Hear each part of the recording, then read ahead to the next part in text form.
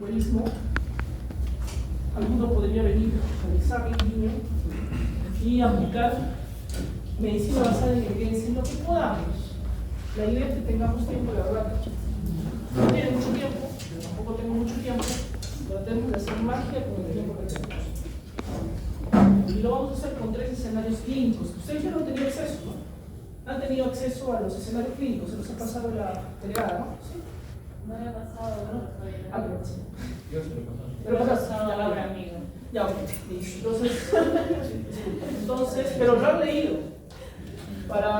Yo conozco la dinámica de las simulaciones de ustedes. No les gusta perder el tiempo. Al grano, ¿no? Como decía mi suegra, que para descanse, la verdad que la cara pelada. Así es. Han leído. ¿Qué les parece? No lo voy a leer, es una falta de respeto que yo lo lea. Ustedes leerlo. ¿Qué les parece? Ninguno está en los libros, así. No pierdan tiempo leyendo. Yo lo he eliminado.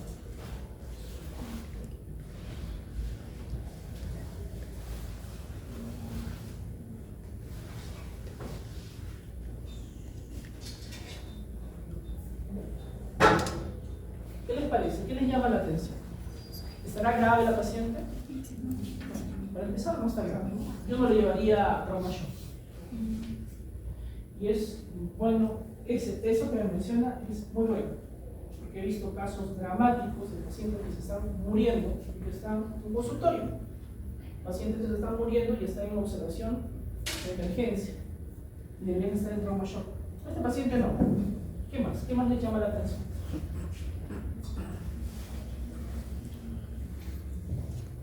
Vamos, chicos. Si no pueden divertirse con medicina, ¿qué rayos están haciendo en esta carrera? No disfrutan, si no les emociona un caso clínico. ¿Para qué rayos están? ¿Qué les llama la atención? A ver, vamos. Vamos, no tengan miedo. Calma, yo no les voy a jalar acá. Muy bien. ¿Es importante los antecedentes en la familia? Sí. Vitiligo, hipotiroidismo, ¿qué más? ¿Cómo se llama? Miastenia gravis. Hipotiroidismo es importante. Lupus, artritis, enfermedades autoinmunes. ¿Qué más?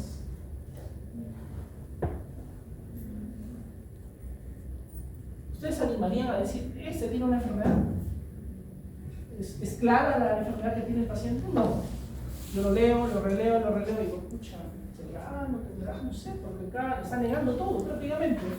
Yo esperaría esto, pero está negando. Esto es la mayor, este caso es lo más frecuente que tenemos. Así vienen los pacientes. ¿Tiene clínica? No, casi nada. ¿Qué les llama la atención de los exámenes?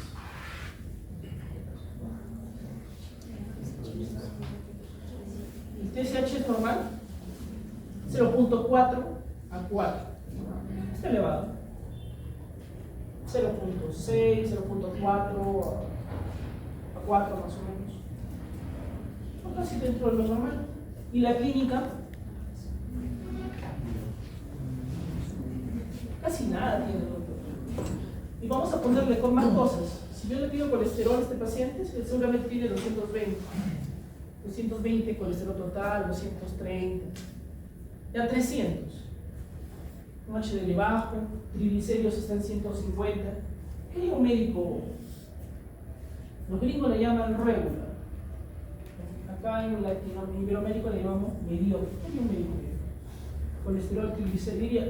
Un médico mediocre sacaría su celular. TSH, no. Menos de 10. Colesterol está alto, tengo que darle con estatina. Triglicéridos están altos, hay que dejarle estatinas, pero no se preocupa de cuál es el origen de todo. Ese es un defecto de su generación. No buscan la causa de todo. En general, eso es lo que nos fijamos. La atención de las generaciones XZ es baja. Mi generación tiene otros defectos, pero una de las cosas es la atención.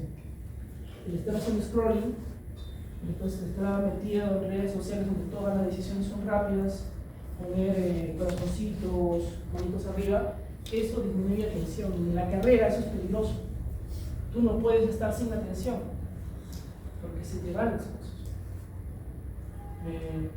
Entonces usted dice, ¿qué podría integrarme todo? ¿Qué podría darme un tinelifano?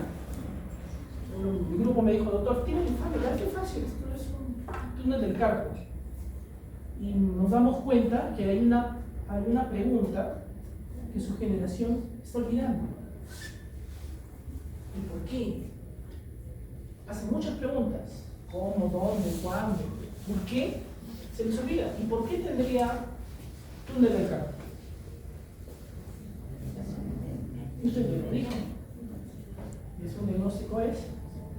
Es un hipotiroidismo subclínico.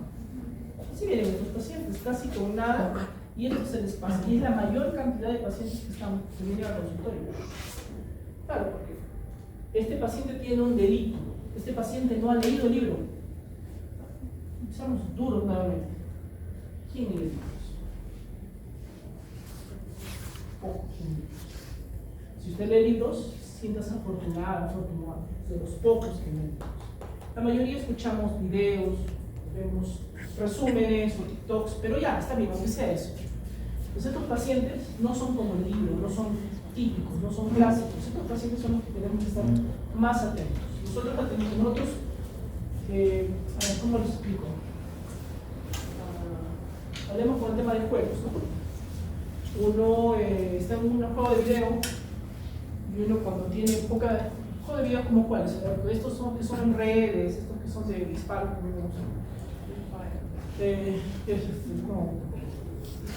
hasta yo sé lo que significa eso.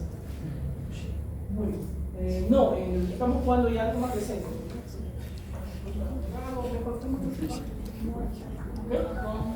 Ya cuando uno tiene poca experiencia, pues los pequeños detalles se le pasan por alto, pero cuando uno empieza a ver que hay un grupo que es el enemigo que empieza a reorganizarse, usted se da cuenta, usted ya empieza a tomar decisiones cuando hay pequeños detalles de cambio. Eso mismo sucede con este tipo de casos. Hay pequeños detalles que ya nos están susurrando, tiene hipotiroidismo, tiene hipotiroidismo. Pero hay casos más dramáticos, como este caso. Hay un delito en los estudiantes de medicina. O sea, hay algo que no se le puede permitir. Se le puede permitir sacar un 12, 14, jalar un examen, pero no se puede permitir que pase a sus ojos un paciente como este y usted no sepa qué es y no plantearlo como una emergencia. Este paciente obviamente tiene que estar dentro del shock. ¿Opiniones? Ya más claro.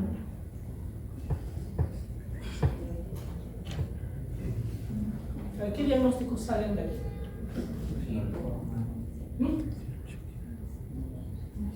Tiene que haber diagnósticos fuertes. O sea, el diagnóstico que uno lo grite. Doctor, ¿tiene? Coma. Tiene un coma. Ya, muy bien. Ese es un buen diagnóstico. ¿Tiene coma? Ya, muy bien. ¿Qué otro diagnóstico más tiene? ¿Pero tiene shock? Yo no sé qué cosa más tendrá. Pero tiene shock. Tiene bradicardia. Hay un montón de algoritmos que yo podría activar. Pero es evidente que esto es un shock. Esto es un coma medicamentoso. Requiere un manejo inmediato. Una de las cosas que tengo que decidir es ¿a dónde lo mando? Este paciente, ¿a dónde lo mando? ¿Lo tengo esperando una solución? ¿Lo dejo esperando en sala de inyectables? Aunque no lo crean, esas cosas las he visto acá. La ciudad es una ciudad pequeña, para tantas estupideces que suceden en emergencia, es una ciudad pequeña. Claro, Lima hay más estupideces, porque hay más gente, ¿no? Pero para ser pequeña hay muchas. Dejar a un paciente esperando de ese tipo a que le coloquen la guía es demasiado, eso no sucede. Y les voy a dar un secreto que mi grupo se los doy. Cuando tengan un paciente, ustedes piensen que es un familiar más cercano, ¿no? Más querido. ¿Qué sentirían ustedes si esta paciente se muere esperando un inyectable? ¿Cómo se sentiría? Pues yo mando el diablo a todos. Exacto. Es otra cosa que está perdiendo su generación, la capacidad de indignarse por otros. Claro, nos indignamos por nosotros, pero ¿por qué nos indignamos por otros? ¿Por qué no indignarme cuando viene un paciente náuseas, vómitos, diarrea, diarrea después de exposición a órganos fosforados y tiene que morir esperando a que le pongan un inyectable. ¿Por qué no me indigno cuando una señora de 87 años con insuficiencia respiratoria, hipotensa, que en las cámaras de seguridad llegan, la dejan a la pobre esperando en la laboratorio que se muere? ¿Por qué no me indigno con eso? Y todo es real. Bueno, entonces estamos de acuerdo que esta paciente tiene un coma visceral. ¿Qué más tiene? ¿Qué más podría tener? ¿Cómo le ocurre? Tiene más cosas. Yo he creado en este caso, sí, no sé que tiene más cosas. ¿Qué dicen del corazón? ¿Qué podría plantear? Un tema de corazón fuerte pericárdico, densidad disminuida, S1 positivo, S2 dos cruces, es normal, no es normal. Eso es algo para ustedes, es algo para su promoción en general, para todas las promociones que he visto. El tema de semiología es muy pobre. Yo no sé cómo han llevado el curso de semiología o medicina 1 o 2, pero se supone que después de esas clases uno queda como un experto en semiología clásica. Con estas cosas dice, caramba, acá hay un diagnóstico, acá hay, parece un taponamiento cardíaco, parece un derrame pericárdico, una insuficiencia cardíaca, un shock obstructivo, podría plantear el doctor. Hay un derrame pericárdico, hay anasarca, yo no le pedí placa, pero obviamente hay un derrame pleural. ¿Qué más hay? Hay hilio. Tantas cosas que podríamos citar aquí, ¿no? Algo más que vale la pena. ¿Y por qué? ¿Por qué ha hecho un shock? ¿Por qué ha hecho un shock? ¿Por qué ha hecho un coma mixedematoso? ¿Por qué piensa?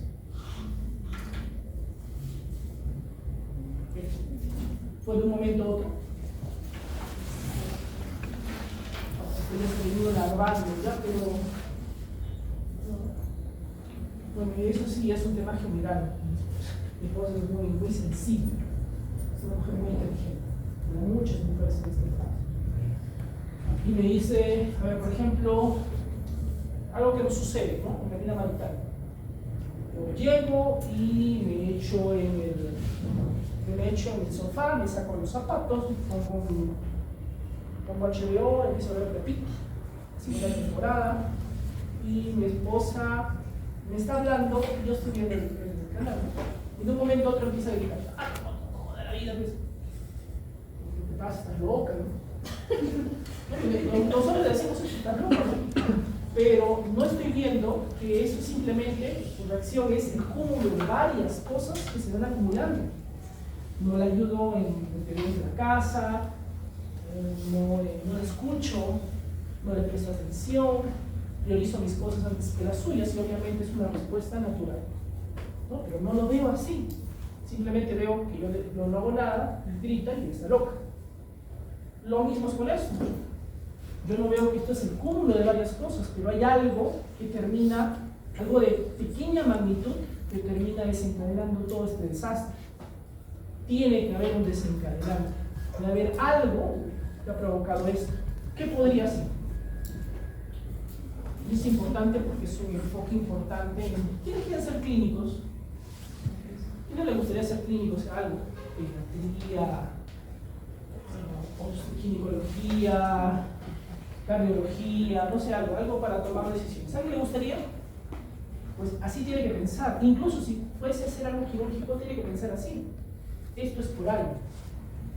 ¿Qué desencadenantes puede haber para el coma mixedematoso?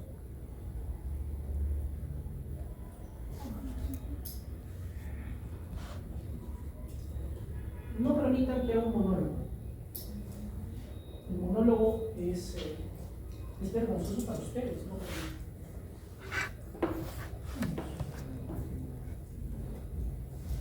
Vamos, ¿qué podría haber desencadenado esto? ¿Cuál fue la gota que se derramó el vaso? Si no lo saben, googleenlo. Esa es la ventaja ahora del siglo XXI. Ustedes pueden agarrar el celular. Yo no quiero quedarme con eso, quiero participar. O sea, me siento ofendido que el doctor sea haciendo un monólogo. ¿Qué podría desencadenar un coma mixematoso?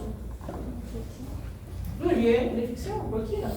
Es urinaria, bronquiera, lo que sea, neumonía, lo que sea. ¿Qué más?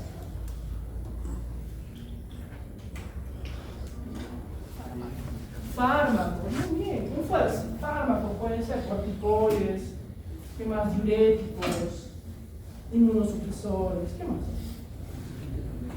Una insuficiencia cardíaca aguda, producto de un infarto cardíaco, puede ser, pancreatitis, una crisis hiperglicémica, qué sé yo. Pero pueden haber varias causas para esto. Y ese es un mensaje. Las crisis son por algo. Estamos obligados a buscar la causa. El caso 3, porque es importante, porque es gestante. Seguramente alguien que va a ser gineco, ¿qué será? No sé. Y viene este paciente.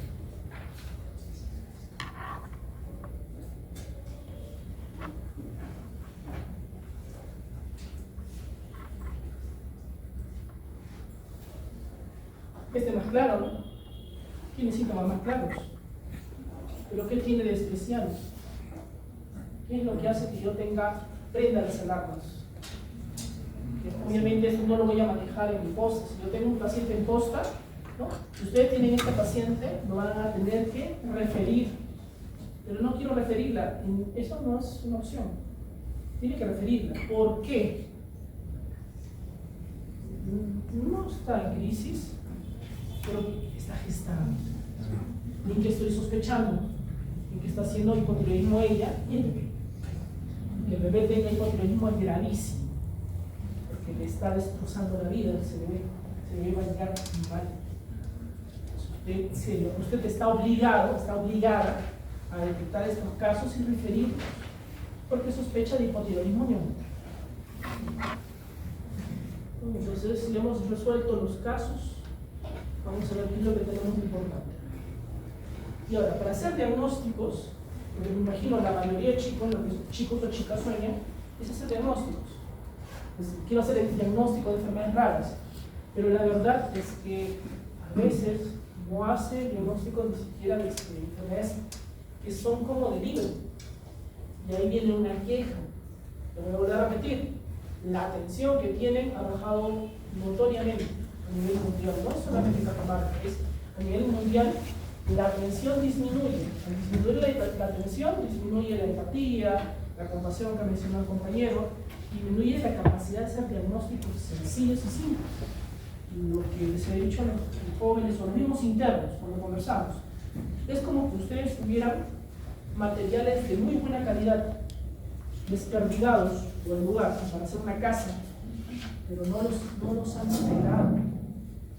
¿De qué me sirve tener ladrillos de buena calidad si no construyen una casa?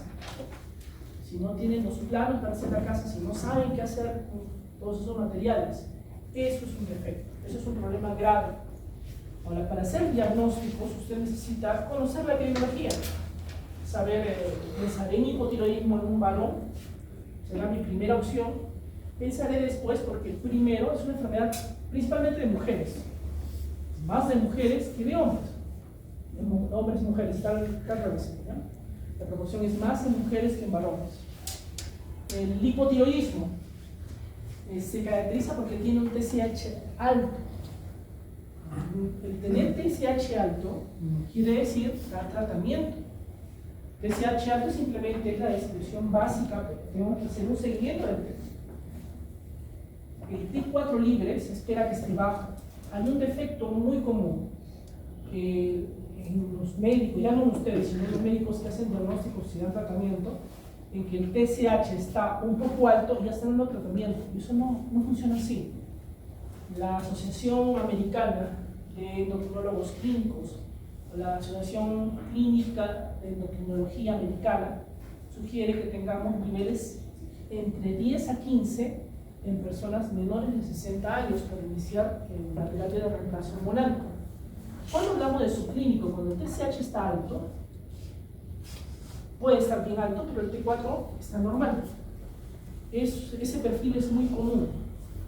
Y realmente no espere que el T4 esté muy alterado. Y es más, hay médicos, hay otro defecto de su generación. Yo no sé en qué momento les hemos enseñado que los diagnósticos se hacen con exámenes auxiliares. No sé en qué momento piensan que para hacer un diagnóstico de infarto cerebral es una necesidad sine qua non una tomografía. Sus profesores, los neurólogos que ustedes más respetan, no tenían tomógrafo. En la época en que eras estudiante se hacían diagnósticos de infartos y localizaciones muy complejas y no tenían tomógrafos. O hacían diagnósticos endocrinológicos y no tenían hormonas. Como no lo saben, tienen la idea es estúpida, no son ustedes, la idea es estúpida de que con laboratorio va a salir el diagnóstico. Cuando hay problemas, cuando los exámenes salen normales. Ahí dicen, caramba, ¿no se supone que medicina igual que a laboratorio, exámenes auxiliares? No. Tú tienes que plantear hipótesis. Si hay un secreto, plantee hipótesis, varias hipótesis, antes de pedir exámenes auxiliares. Los exámenes auxiliares son lo menos importante. El diagnóstico más importante, ¿en qué fase del desarrollo clínico está, de la atención clínica del paciente? Ya mi grupo ya lo ha visto, ¿no? La anamnesis. ¿No se han dado cuenta que cuando piensen en el médico que más admiran ustedes? Ustedes deben admirar a un médico. Ese médico habla más con el paciente, o pide más laboratorio, o examina más al paciente. Si es un buen médico, van a darse cuenta que con los años habla más con el paciente. Ni siquiera lo toca, a veces. Cuando tiene dudas, lo examina. Lo examinamos. ¿Por qué examinamos a los pacientes ya cuando somos viejos? Porque el paciente quiere que lo examine, pero no es porque yo lo necesite para hacer el diagnóstico. Yo lo necesito para mantener esa relación humana con el paciente, pero no porque yo lo necesite para hacer diagnósticos. El diagnóstico ya está de antes.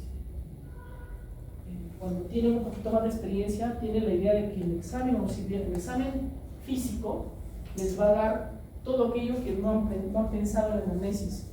Y no es así. En la anamnesis se piensa todo. Y se completa un par de detalles con el examen físico enfocado en el caso. Yo critico en la universidad, que no sé en qué momento se les ha explicado, que el examen físico tiene que ser completo. Seguramente lo han escuchado. Ese no es el enfoque moderno desde hace muchos años, muchas décadas. Porque la medicina es gringa. La medicina que hacemos es gringa, es americana. ¿Y cómo es el americano? El americano es bien práctico, es metódico. Es metódico pero es práctico. Lo que me sirve. Para eso yo tengo que identificar la anamnesis y hacer el examen físico enfocado en el problema. Si tengo dolor de pecho, ¿no? Como mi paciente, era diabético, hipertenso, vino con un dolor en la boca del estómago, que se con sudoración fría, 2 de la mañana, y lo atiende el interno de la Nacional. Había estado tomando licor el paciente. ¿Qué pensarían ustedes? Pensarían como él, es otro borracho más que me levanta a las 2 de la mañana. Es una gastritis. Hablarían con él. Doctor, yo soy hipertenso, soy diabético, he dejado de tomar mis pastillas, he estado tomando tranquilo mi licor y de un momento a otro me viene este dolor en la boca del estómago. Es como un dolor profundo, ¿no? Me ha venido con sudoración fría. ¿Con irradiación? No, sin irradiación, así nomás doctor. Le pusieron, yo hasta ahora me acuerdo, son 3 cosas que le pusieron. Y los 2 eran de Nacional. Él y el médico general que estuvo de turno, que ahora ya es especialista. No les dije, soy auditor. Frecuentemente el Ministerio Público me llama para ver casos legales. Por eso es que yo conozco de casos. Entonces él dijo, ponle, ¿cuál fue el error de él? ¿Cuál fue el error del interno? En vez de ver a un borracho de 54 años hipertenso diabético, lo que debía haber visto es, puede ser mi papá. Puede ser mi papá. Y con eso se pasaba todo. Pero le dejó nigrinato, tramal y ranitidina de su casa. El médico general le dijo, ¿para eso me despiertas? ¿Pero una gastritis de un borracho? Dale eso que se vaya. ¿Qué hubieran hecho? Me hubieran preguntado, les hubiera dicho eso. ¿En qué pensaría? Bueno, ¿quién fue su profesor de carne?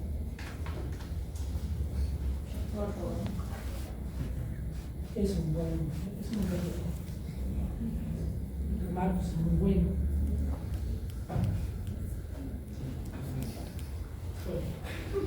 Todo va muy bien, los Marcos también excelente. Ya, ¿y qué pasaría? Ya, le dieron de alta. Yo cuando llegué, al jefe de guardia, llegó a las 6 de la mañana y veo a un señor en una esquina, no estaba en trauma shock, estaba en el área de observación.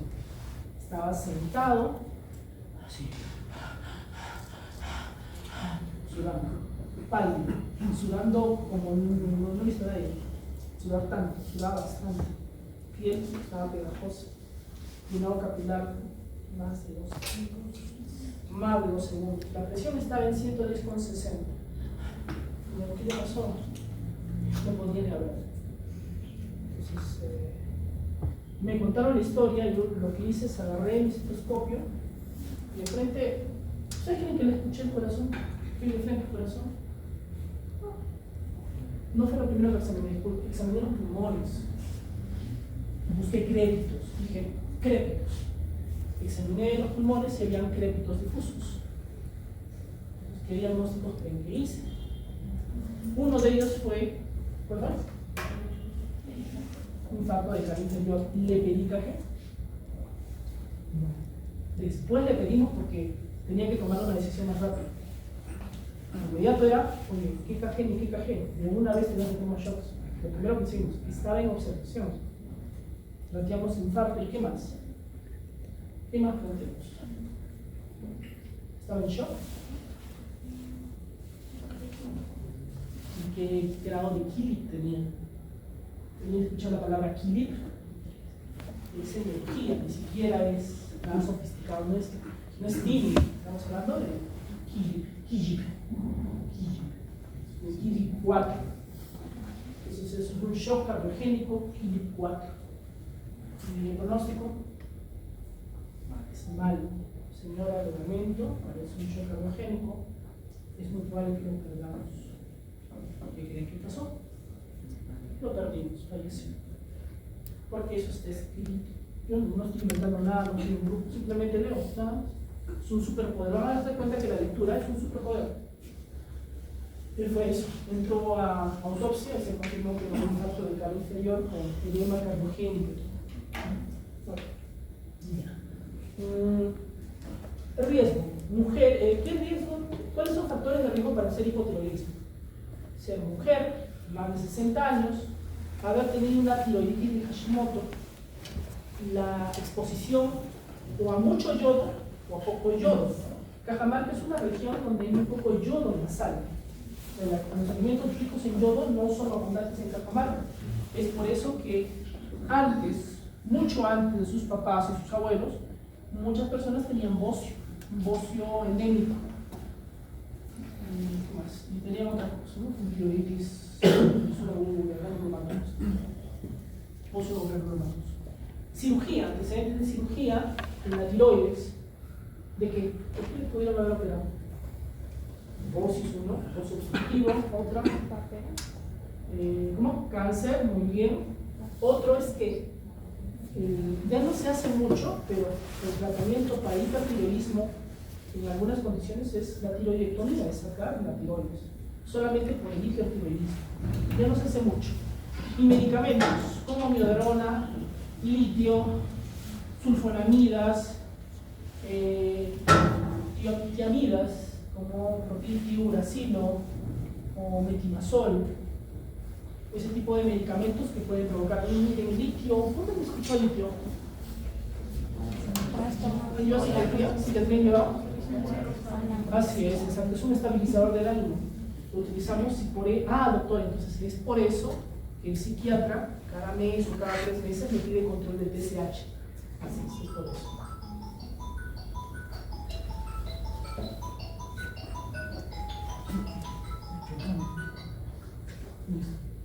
El riesgo cardiovascular con hipotiroidismo. ¿Por qué es importante el hipotiroidismo, el tratamiento del hipotiroidismo? Porque cuando no damos tratamiento, el riesgo cardiovascular se dispara. Porque incrementa el colesterol, la ateromatosis, los triglicéridos aumentan. Pero el tratamiento mismo puede incrementar el riesgo cardiovascular. Por eso que es bueno saber en qué momento lo doy. No lo voy a dar en cualquier momento. Lo doy en el momento que es el adecuado. TSH entre 10 a 15. Hipotiroidismo congénito, cada 3.000 nacidos vivos, uno sale con eso. La estrategia de salud pública es el cribado temprano en personas que tienen estos factores de riesgo. Vemos que están que tienen factores de riesgo. Siempre todo niño debe nacer con cribado neonatal. Hay cosas que no tienen, no debe usted pensar mucho.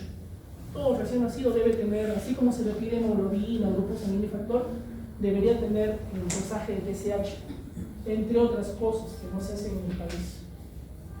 Acá no tenemos mucho fenilcetonuria ni otras enfermedades congénitas, pero en otros países hacen screening para eso. Les digo eso porque no todos van a estudiar acá, no todos van a trabajar acá, probablemente algunos de ustedes migren, y ese grado de exigencia se pide fuera del país. El screening se hace con el TSH. ¿Por qué les decía eso? Porque no sé en qué momento pensaron que para saber si tiene enfermedades de tiroides, ustedes han visto T3, T3 reversa, T4, T4 total, T4 libre, TSH, no es necesario. ¿Qué es lo único necesario para hacer screening de hipotiroidismo? Solo TSH, nada más. Doctor, pero el T4, ¿por qué no es importante el T4? Ahora lo vamos a ver. El eje tiroideo, ustedes ya lo conocen.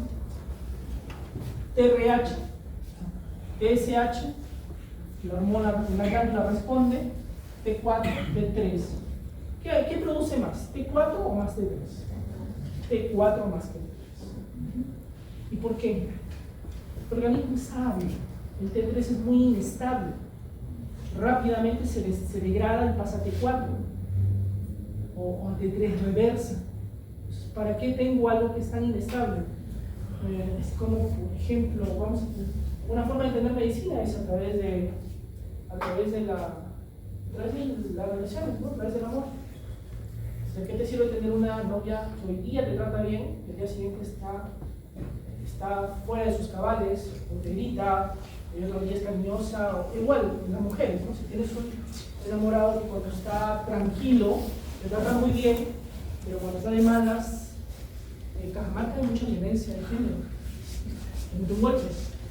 Oye, es demasiado inestable para mí, yo no estoy para eso. Entonces, una hormona tan inestable no la necesito más que 4, manejo eso. Y acá viene el mecanismo de feedback negativo.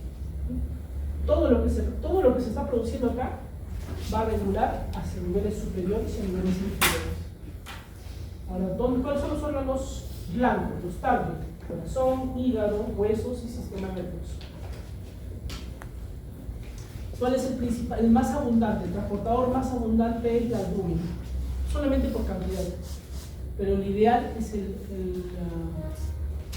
la hormona transportadora de tiroglobulina. Pero el más abundante es la albúmina. ¿Qué pasa si tenemos albúmina baja? Tienes un paciente de UCI, el paciente está grave, está con shock cardiogénico, intubado, ventilación mecánica, shock cardiogénico, infarto, neumonía. ¿Cómo estarán sus niveles de albúmina? Bajos. ¿Y cómo estarán sus niveles de hormona tiroidea? ¿Cómo? Bajos. Vamos a ver el concepto de eutiroideo enfermo. ¿Han escuchado ese concepto? Eutiroideo enfermo. Es algo básico que vamos a aprender hoy. La conversión periférica es de T4 hasta T3 en el mismo tejido. Pero doctor, ¿no había dicho que el T4 es más abundante? Sí, pero el T3, al ser tan inestable, lo necesito producir cerquita del órgano blanco. En el mismo órgano blanco, ahí se transforma de T4 a T3 y ahí es el que es biológicamente activo, es el T4.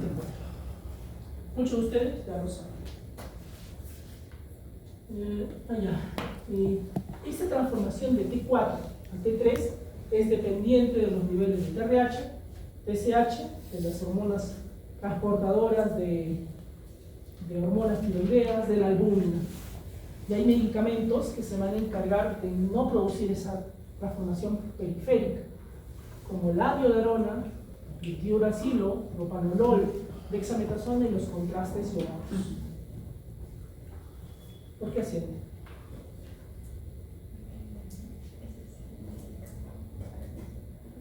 Muy bien. Sabía que estaba sonriendo por eso. Sí, exacto. Estos medicamentos se utilizan para el tratamiento del hipotiroidismo, las hipotiroideas. Pues como sabemos esto, utilizamos esto para bloquear la transformación de T4 a T3 y disminuir la severidad de las crisis hipotiroides.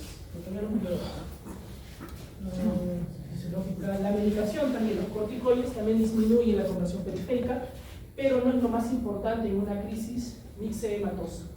Casi ya no se utilizan en los protocolos. Corticoides no son muy importantes. ¿Cuándo serían importantes? Porque yo tengo la sospecha que estoy frente a un hipotiroidismo secundario, o sea que es un coma mixedematoso producto de un hipotiroidismo secundario. ¿Hace falta que les digan qué es primario, qué es secundario y qué es terciario? Sí lo saben, ¿no? Terciario, hipotálamo; secundario, hipófisis; primario, la misma glándula. Cosas que no saben, medicación, yodo, fisiológicas. El hecho de ser neonatos o ancianos hacen que la conversión sea más lenta, por eso que ellos son más vulnerables a las crisis hipotiroideas. El ayuno y la desnutrición también. Las enfermedades sistémicas graves, el traumatismo y los estados postoperatorios también disminuyen esa conversión periférica. Hay dos efectos que son de examen. O sea, estos dos efectos preguntan siempre en los exámenes de ingreso a residencia, MIR, a donde quiera por su nombre. Wolff-Chaikoff, Jod-Bassett. Jod-Bassett o un paciente que tiene un hipertiroidismo compensado o un hipotiroidismo y le doy una sobredosis de yodo, que provoca una crisis tirotóxica producto del exceso de yodo. Y el efecto Wolff-Chaikoff es el efecto que se produce en los pacientes con hipertiroidismo. Creo que usted debe conocer. ¿Por qué, doctor? El yodo sirve para producir hormona tiroidea. Entonces, ¿por qué le dan yodo a los pacientes con hipertiroidismo? Lo que han visto. Para bloquear la conversión periférica. Es un efecto inmediato que se llama Wolff-Chaikoff. ¿Qué más le damos? Litio. No está acá, pero también le damos litio. Si no tenemos la solución de yodo, seguro, damos litio. Formación de las hormonas tiroideas. Son 6 fases. Primero, capto yodo. Si no tengo yodo, ¿de dónde voy a producir la hormona tiroidea? Las células folliculares captan el yodo de la sangre y lo van a pasar al coloide a través de transportadores de yodo. Luego viene la oxidación y organización del yodo. Ese yodo que es inorgánico se va a transformar en un yodo conjugado, la conjugación de yodo, a través de la unión de residuos de tiroglobulina, monoyodotironina y diyodotironina. Estos procesos se llaman organificación. Pero esto no es suficiente. El que oxida el yodo se va a llamar ioperoxidasa. Para alguien que quiera hacer el mismo. Ahora viene el acoplamiento. Tengo monoyodotironina, diyodotironina, eso no me sirve. Necesito triyodotironina o tetrayodotironina. Tetrayodotironina o levotiroxina. ¿Cómo lo consigo? Uniendo, acoplando y formando prehormonas en tiroglobulina. Ahora sí necesito un transportador. La tiroglobulina es un transportador interno, es un transportador dentro de la célula. Va a transportar la tiroglobulina y se va a almacenar en el coloide. Pero está con coloide, está con la tiroglobulina, una proteína. Así no va a actuar. ¿Qué necesito? Que se produzca la liberación de las hormonas mediante el proceso de digestión celular, que usted ya conoce con ellos. Bueno, esos son. Luego se van a liberar T3 y T4 en la sangre. Tanto el resto de líquido que se encuentra en el coloide va a ser liberado y va a ser deyodinado. Y va a terminar siendo un yodo que se va a reciclar. Y hay un balance entre T4 y T3, ¿no? Más T4 menos T3. T4 es biológicamente menos activo que el T3. La conversión periférica, un proceso de deyodificación, el T4 va a convertirse a T3 en el hígado, en el riñón, en el músculo, etc. Pero hay un paso intermedio. Algunas veces, bajo ciertas circunstancias, puede convertirse de T3 a T3 reversa a T2. Podrán actuar, tendrán efecto biológico. Si el T4 tenía un efecto biológico pobre, este va a tener un efecto mucho más pobre. Se va a transportar en sangre a través de ¿quién? De la globulina fijadora de la toxina, DG, prealbúmina, transtiretina y la albúmina, que es la más abundante, ¿no?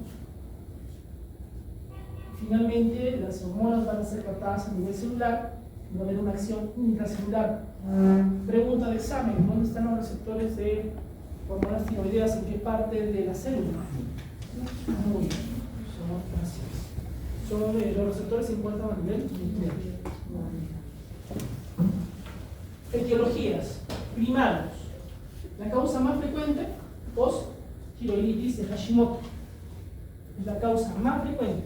Pero si no fuera por eso, tenemos drogas como el litio, la tiramida, sulfonamidas, carbamazepina, el efecto Jod Basedow que hemos visto, el estado eutiroideo o hipertiroideo que se transforma a post-exposición al yodo, se produce un estado de hipotiroidismo secundario. La destrucción de la tiroides, estamos hablando de otro tipo de tiroiditis, tiroiditis no autoinmune. Post-infecciones, es rarísimo, pero después de una infección de la glándula tiroides, puede desarrollarse un hipotiroidismo. La miodarona puede dar un estado de hipotiroidismo que es reversible o permanente. Alimentos bociógenos o sustancias endémicas como la brócoli, como el nabo, como el rabanito. ¿Por qué? No sé, no he leído por qué, pero se sugiere que la coliflor, la alcachofa, son alimentos que ya de manera muy fina los médicos pueden restringir a los pacientes con hipotiroidismo para no empeorar su estado de hipotiroidismo. Las infiltraciones por amiloidosis, hemocromatosis, sarcoidosis, el estroma de Ribben, la cistinosis o la esclerodermia pueden también provocar hipotiroidismo. Algo más común después de una cirugía: cáncer, hipertiroidismo, bocio obstructivo o irradiación por malignidad no tiroidea también puede provocar hipotiroidismo. Hay un hipotiroidismo que es transitorio por tiroiditis indolora. Entonces puede ser en posparto o tiroiditis subaguda dolorosa. Y hay cosas más raras todavía. Tenemos un hipotiroidismo congénito, ya hemos hablado de qué. Hay defectos en el transporte de yodo o de utilización de las deficiencias de yodo, tiroicinasas, de halogenasas, de enzimas intermedias de la síntesis de hormonas tiroideas, agenesia o displasia tiroidea, defectos en los receptores TSH, o sea, cosas más rarísimas que pueden provocar un hipotiroidismo primario. Creo que está terminando, está más adelante. El hipotiroidismo consultivo es por una destrucción rápida de la hormona tiroidea por expresión en grandes angiomas o endotelioma se puede dar este tipo de problemas. Son cosas muy raras. Los defectos de conversión del T4 a T3, cuando hay defecto en la inserción de la secuencia de unión de la selenocisteína. Y acá llevamos hablando de un oligoelemento, ¿no? Un oligoelemento que tiene relación con la síntesis de la hormona tiroidea, que es el selenio. Y es tan importante que en algunas situaciones como hipertiroidismo con afectación oftálmica es de primera elección para el manejo de la forma objetiva de Graves. El central, adquirir Tenemos un paciente, ¿no? Nuestro grupo ha visto ahora, tenemos un paciente que hemos encontrado con hipotiroidismo, que tiene T4 y T3 bajas. Si fuese hipotiroidismo primario, diría así. Doctor, el TSH debe estar volando, debe estar en 100, 200, ¿no? Está normal bajo. Y se está planteando un hipotiroidismo secundario, origen pituitario. ¿Qué tiene de interesante este paciente? Tiene un antecedente de cáncer, ¿no? Cáncer oral, ¿no? Un cáncer oral, nasal, oral. Entonces tiene un cáncer de vía orofaríngea y sospechamos que ha hecho una metástasis de hipófisis. Una cosa muy rara. De origen hipotalámico terciario. La dopamina, la enfermedad severa, puede provocar disminución de la liberación de la hormona tiroidea. No se asombren si sus pacientes ya no se utiliza mucho dopamina. La dopamina es casi un medicamento que ya no se utiliza. Pero no se sorprenda si los niveles de TSH son más altos y de T4 son más bajos. Congénitos, hemos hablado de deficiencia, normalidades estructurales de TSH, defectos del receptor. Resistencia a hormona tiroidea es sumamente rara. Puede haber una resistencia generalizada o dominancia pituitaria, donde haya una resistencia o a la hormona tiroidea en los tejidos periféricos, o al TSH o al TRH a nivel de hipófisis o hipotálamo. ¿Cómo identificar a un paciente con hipotiroidismo, con mucha malicia? No, porque los pacientes vienen, nosotros hemos visto, nuestros grupos han visto, los pacientes vienen y nadie sospecha de nada, pero cuando empezamos a preguntarles, empezamos a mirar, porque la primera aproximación de alguien es mirándolo. La ectoscopía se ha perdido como un arte. Es un diagnóstico rápido, solamente mirando al paciente se ha perdido. Si está con fatiga, letargia, debilidad, constipación, debilidad muscular, intolerancia al frío, debo preguntarle esto si lo sospecho. Facies abotagada, macroglosia, labios gruesos. Basta que haya algo de esto en un paciente que tengo la ligera sospecha de hipotiroidismo y empiezo a preguntar todo el paquete de signos y síntomas.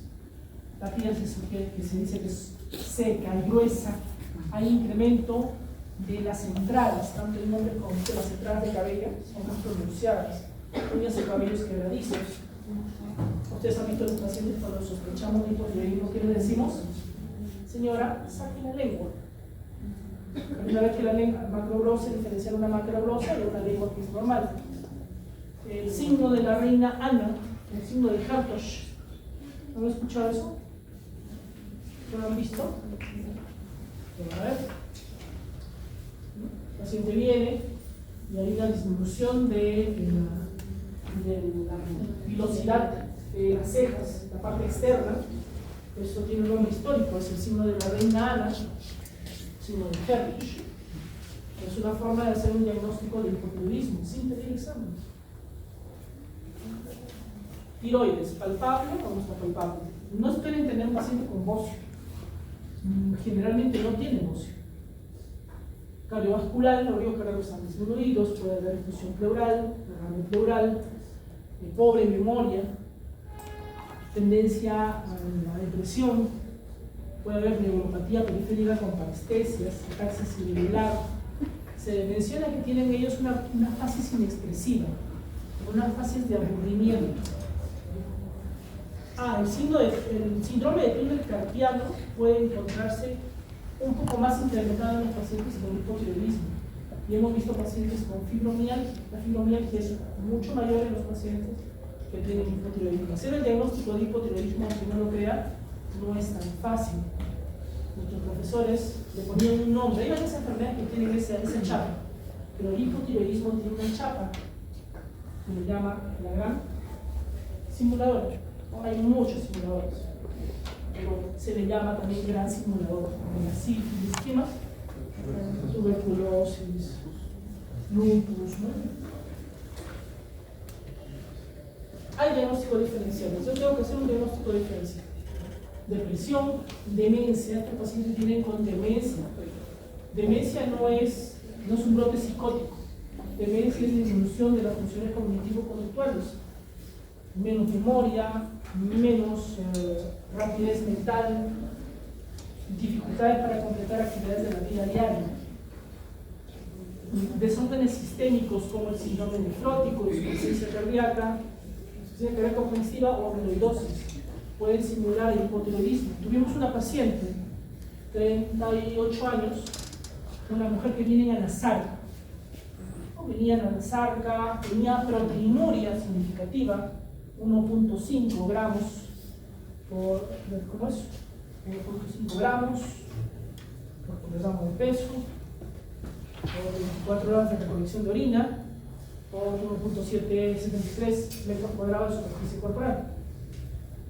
Y dijeron, ya eso es un síndrome nefrótico. Cualquiera veía eso.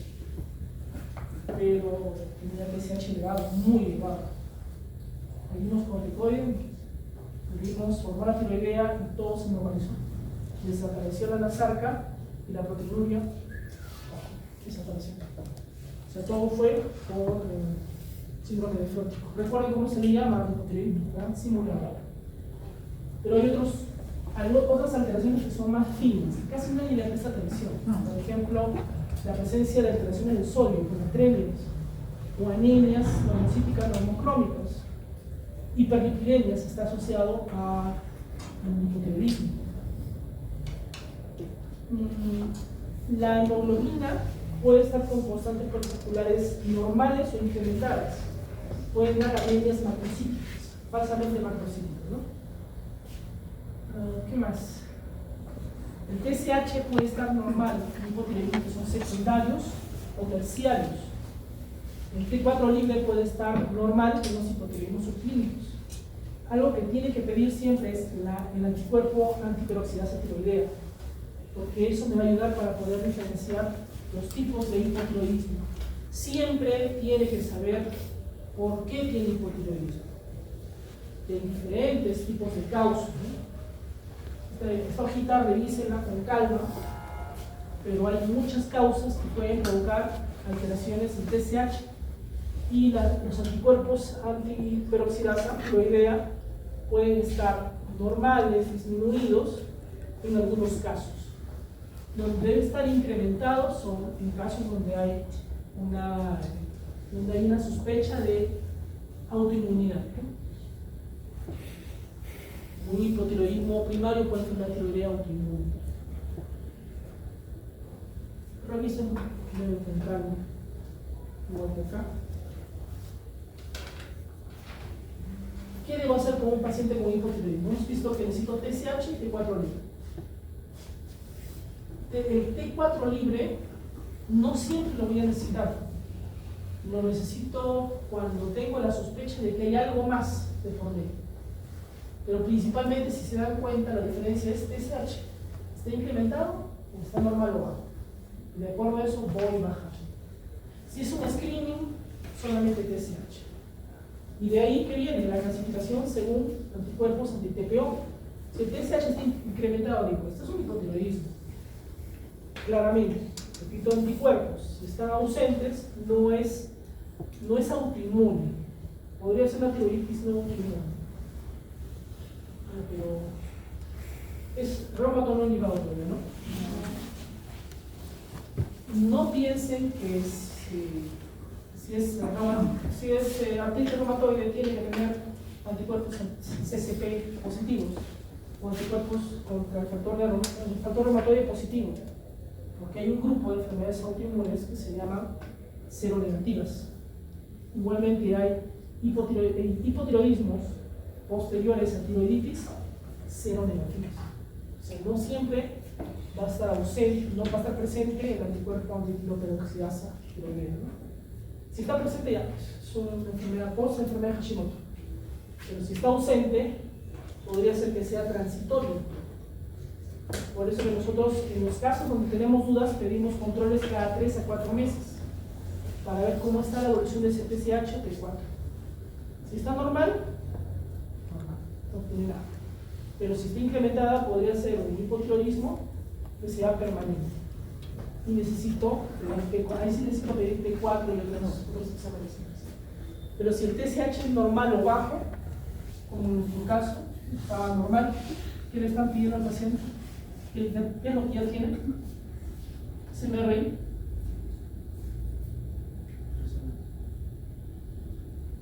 ¿En qué idioma se aprende medicina? En inglés. Si usted no aprende medicina e inglés, no está aprendiendo medicina. Esas cosas debe usted conocerlas. Es una resonancia magnética. Porque ¿qué quiero descartar? Si secundario o terciario. Por eso le estamos pidiendo. Si está normal, ya tengo el diagnóstico.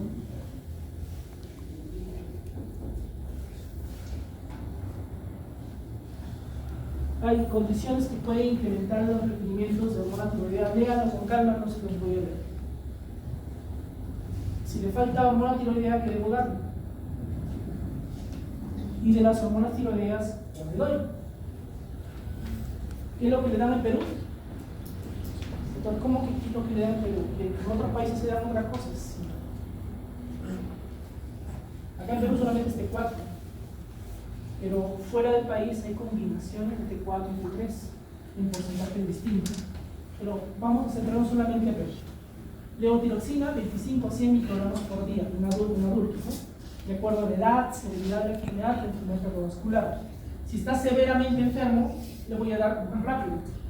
¿Qué pasa si la paciente tiene enfermedad cardiovascular? Eso le va a pasar, chicos, para que no maten gente, porque literalmente matan gente en eso. ¿Listo? Una señora de 87 años, doctor, por favor ayúdame, no sé qué me pasa. Okay. Bueno, doctor, me ha visto una endocrinóloga, me dijo que tenía hipotiroidismo y me da una tableta de 100 microgramos. No puede darle. Pero le digo, así es. ¿Por qué? Porque no entiende que para poder darle la dosis yo necesito saber si tiene o no enfermedad cardiovascular. Las dosis en ancianos son mucho más pequeñas. Empiezo con, como dice la compañera ASU, empiezo con 12.5, empiezo con 6 microgramos, 12.5 microgramos, y después de un mes voy subiendo de a poquitos a 25 microgramos, 50 microgramos, y voy subiendo mes tras mes. Ese es el secreto. Mes tras mes voy incrementando. En ancianos y cardiópatas 12.5-25. ¿Cuánto es la dosis de mantenimiento? 1.7 microgramos por día. Que doctor, no es en pediatría los kilogramos por kilogramo de peso, no. En adultos también es, sino que los médicos no aprendemos eso. Pero sí, pues por 1.7 microgramos, kilogramo de peso, más bajo, menos de 1 microgramo por kilogramo por día en ancianos, y más en gestantes. Una paciente le dijeron, eso fue hace 30, 40 años, su endocrinólogo en el Hospital 2 de Mayo le dijo, señora, está gestando, tiene hipotiroidismo, no le vamos a dar, le tenemos que quitar la hormona tiroidea. ¿Por qué lo dijo? Porque no leí, su médico no le dijo. Se da, es más, se incrementa la dosis, más de la tercera parte más que la dosis habitual durante la gestación confirmada. Se incrementa la dosis cada 6 a 8 semanas, pero nosotros lo hacemos cada 3 a 4. Se puede hacer, es la cantidad mínima de tiempo para esperar. Mantenemos el TSH cercano a 4, embarazadas en 4. Es todo un mundo el hipotiroidismo en ancianos. No está acá, porque ya es un tema de especialidad, pero en los ancianos nosotros no necesitamos estar en el rango de 0,4 a 4. ¿Por qué? Porque se ha visto que las personas ancianas, cuando los llevamos al rango de normalidad, incrementamos más su riesgo de infarto, más su riesgo de enfermedad cardiovascular aguda. Parece que ellos se benefician de niveles por encima de 4 microgramos. Lo tenemos en 5, lo tenemos en 6, en 7. Y si él se siente, ¿cuál es el marcador? ¿Cómo se siente clínicamente? ¿Se siente bien? Sí, doctor, me siento bien. Quedamos en eso. Estable, cada 6 a 12. ¿Cómo es el control? Primero es mensualmente. ¿Está mejor? Lo puedes pasear cada 6 o cada 12 meses, cada año. Las gestantes sí son cada trimestre. Y el T4 libre para los pacientes con hipotiroidismo central se regula ya no con el TSH, sino con el T4 libre. Pero en el hipotiroidismo secundario o terciario, tratamos de mantenerlo en el percentil 50 para arriba.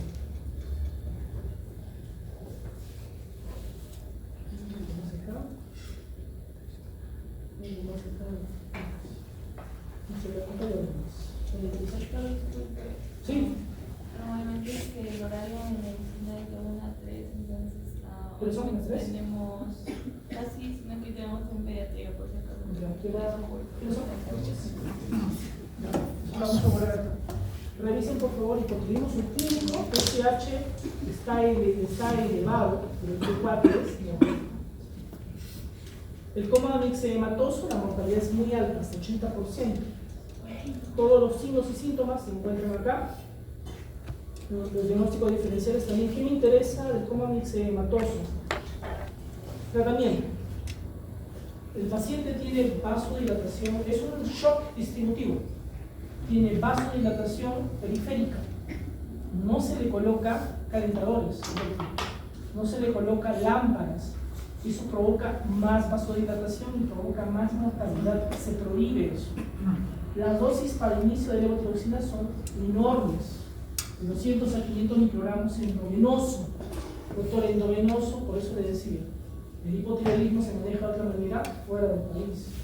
Ahí hay fórmulas endovenosas, parenterales, combinaciones de T3, T4. ¿Qué tendría que poner yo más en estas soluciones? Ahí sí, un poquito más de T3, un poquito menos de T4, porque necesito actividad rápida. Pero en Perú no hay fórmulas parenterales, hay solamente fórmulas orales, 300 microgramos STAT, luego 100 microgramos por día.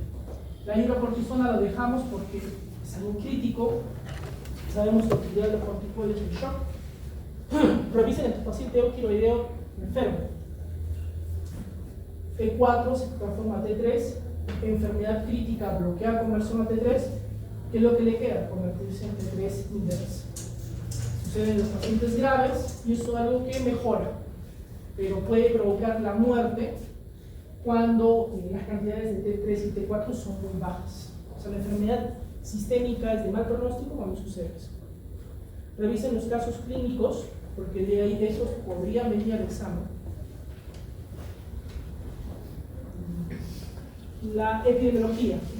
Nos hemos demorado mucho por el tema de la fisiopatología inicial. Es más frecuente en mujeres. La relación es 7.5 a 1. La enfermedad de Graves es la causa más frecuente de hipertiroidismo, seguido por el bocio multinodular tóxico, especialmente en zonas de bocio endémico, zonas de bajo consumo de yodo, se produce este bocio multinodular. En las zonas de altitud como Cajamarca, en las zonas andinas, es más frecuente encontrar pacientes con hipotiroidismo, con clínica de hipotiroidismo y con clínica de hipertiroidismo. Etiología: la estimulación excesiva del TSH, eso se llama enfermedad de Graves. Es el 80-90% de los casos de hipertiroidismo, pero hay otros casos como la producción excesiva de hormona, la hormona coriónica, que produce un hipertiroidismo transitorio. Las enfermedades trofoblásticas también, el hipertiroidismo gestacional, el receptor mutante TSH, el adenoma pituitario y entre otros, ¿no? Van a revisar eso. Facticia, ¿no? Estos síndromes de Munchausen, fenómeno de Jod-Basse, que lo hemos hablado, de diabetes, estroma ovárico. Los síntomas son estos. Los pacientes ancianos suelen tener pocos síntomas, pero pueden debutar solamente con arritmias, con una arritmia que ustedes conocen. ¿Qué arritmia conocen? ¿Qué es lo que tengo que pedir? ¿Por qué pediría TSH a un paciente con fibrilación auricular? Nosotros, como médicos, aprendemos las cosas por refranes, que se llaman heurísticos. Y eso es algo que nosotros hemos fallado con ustedes. Lamentablemente no les estamos dejando las reglas del juego. Una de esas reglas en hipertiroidismo es: todo paciente con fibrilación, todo paciente anciano con fibrilación auricular debe tener TSH porque puede tener hipertiroidismo y esa es la causa de su fibrilación. Claro, la acropaquia de Graves describe la presencia de clavio. Doctor, clavio no solamente son enfermedades cardiovasculares, no. Puede estar presente en cáncer de hígado, puede estar presente en enfermedades inflamatorias intestinales, puede estar presente en la enfermedad de Graves, como acropaquia de Graves. Y se llama pretibial. Hipertiroidismo apatético. O sea, el hipertiroidismo en pacientes ancianos que tienen pocos síntomas. Desorden de densidad, feocromocitoma, también puede ser muy similar, ¿no? Taquicardias, hipertensión, las enfermedades tiroideas pueden ser causas secundarias de hipertensión, junto con otras 5 causas de hipertensión secundaria. Enfermedad renal, muy bien. Una más común, ancianos. Apnea del sueño, muy bien. Me gusta escucharlos. ¿Qué más? Feocromocitoma, disección de aorta, enfermedad arterial vascular renal, ¿no? Poliquistosis renal, hay tantas causas. T4 elevada, T3 elevada y TSH. Cuando yo evalúo enfermedad tiroidea, ahí sí, enfermedad hipertiroidea, ahí sí tengo que pedir T4, T3 y TSH. Pero ese es hipotiroidismo, solo el TSH. Y pedir los anticuerpos tiroideos para diferenciar de enfermedad Graves de bocio multinodular, bocio no autoinmune. Paciente con hipertiroidismo debo tener un examen de captación de yodo radioactivo, un rayo, que no se hace en Cajamarca, se hace en Lima. No se hace en Cajamarca. Captación incrementada de homogénea, eso cuando la gammagrafía muestra una captación incrementada de homogénea, es un Graves. Si es heterogénea, es un bocio multinodular. Si es un foco único, es un nódulo caliente, productor de hormona. Captación normal o baja es heterogénica fortísima. Vamos solamente a lo más importante del algoritmo. TSH y T4. Está el TSH bajo, obviamente que estamos pensando en el hipotiroidismo, y de ellos el autoinmune. Necesito T3 y necesito radio, gammagrafía idealmente. No tenemos gammagrafía, la ecografía, lo que decíamos. Pero si el T4 está, T4 libre, ojo, no se pide el T4 total, es el T4 libre. Con un TSH bajo, estoy pensando en una tiroiditis aguda, o con una disminución de la recaptación, o con una enfermedad de Graves, con nódulo tóxico, o una tiroiditis linfocítica autoinmune. Terapia no farmacológica, cuando yo me farmacológica, metimazol, no es metamisol, es, ¿por qué les repito? Porque he visto pacientes que reciben metamisol por la indicación mal dada del médico. ¿Dónde lo he visto? En Cajamarca. Y no es broma, sí lo he visto. Propiltiuracilo, que no hay en Cajamarca, no hay en Perú, y es el de elección para el manejo de hipertiroidismo en pacientes gestantes. Doctor, pero el paciente gestante no se da, no, ese es en Perú. No se da porque no hay propiltiuracilo, pero es el medicamento de elección en una tirotoxicosis en gestante. Antitiroideo. En los efectos adversos, los pueden revisar ahí, revísenlo con calma. ¿Qué es lo que me interesa ver del tema de la... acá sí hay algo importante. Los antitiroideos que indicamos, metimazol, en un 1% puede generar una aplasia medular severa. Entonces a los pacientes les decimos, señor, si usted tiene fiebre, dolor de garganta y se siente con mucha disnea, siente que está desarrollando anemia, vaya por emergencia, porque usted puede desarrollar en un 1% a granulocitosis, una granulocitopenia. Propanolol hay a las crisis. ¿Cómo sabemos que la crisis es severa? Porque aplicamos un score. La tormenta tiroidea. Paciente cajamarquina, que en paz descanse, viene a la emergencia y le dice: doctor, estoy viniendo porque ha abandonado mi tratamiento. Y desde hace 2 semanas estoy taquicardia, un puesto amarillo. Empiezo a tener un dolor en el hipocondrio derecho. Le palpamos el vaso, el hígado, y tenía 16 centímetros de hígado. Tengo edema, estoy con insomnio, empiezo a ver cosas raras, empiezo a ver alimentos. Esta chiquita de 18 años murió. Hizo una disección de aorta que no pudo ser operada y se murió. ¿Por qué? Porque los inútiles, los médicos que lo atendieron de emergencia, no supieron ver una crisis, una tormenta tirotóxica. Eso es cierto. Si una paciente con hipertiroidismo tiene ictericia, ¿en qué pienso? Si una paciente con hipertiroidismo viene con ictericia, ¿en qué pienso? En una crisis, una tormenta tirotóxica. Si una paciente empieza a ver cosas raras, como mosquitas o como hormigas que cruzan por la pared, ¿en qué pienso? En crisis tirotóxica. Hay una frase: nunca vas a encontrar lo que no conoces. Los médicos no conocían eso y se les pasó, y una niña de 18 años murió.